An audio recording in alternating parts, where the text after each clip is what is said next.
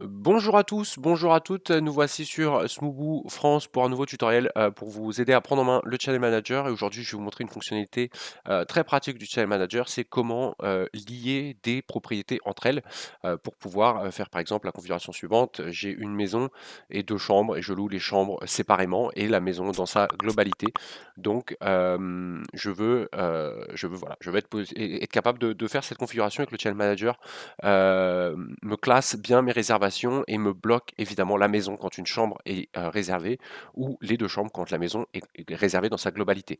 Vous voyez le topo. Donc je vais aller créer mes logements d'abord, donc paramètres propriété, et je vais ajouter donc la villa qui sera donc l'unité principale, on va dire, et la chambre A et la chambre B. Donc je donne juste un nom, je clique sur ajouter une propriété, ça tout le monde sait le faire normalement, il n'y a pas de souci.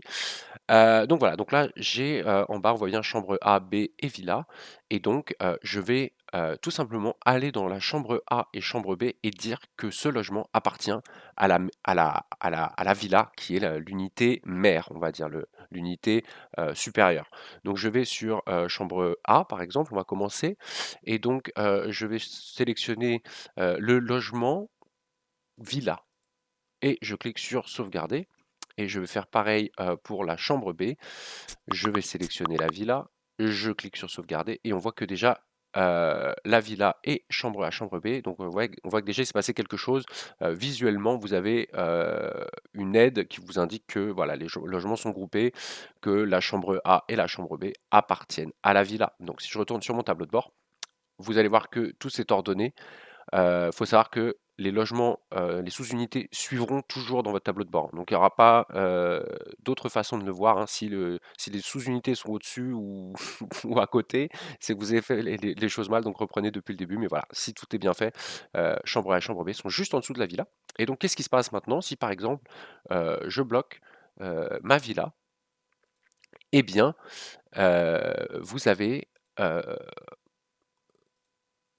la chambre A et la chambre B qui sont bloquées. Donc voilà, donc tout est bien bloqué. Et typiquement, si je vais bloquer la chambre A aujourd'hui, heu, eh bien, vous allez voir que la villa est bloquée, mais la chambre B, elle reste disponible à la vente. Et typiquement, ça va être pareil si je rentre une réservation dans la chambre B, eh bien, la villa dans sa globalité est bloquée, mais la chambre A, elle, reste disponible à la location. Donc voilà, donc c'est un tutoriel assez simple aujourd'hui, assez court, mais qui vous apprend comment bloquer des chambres, des sous-unités.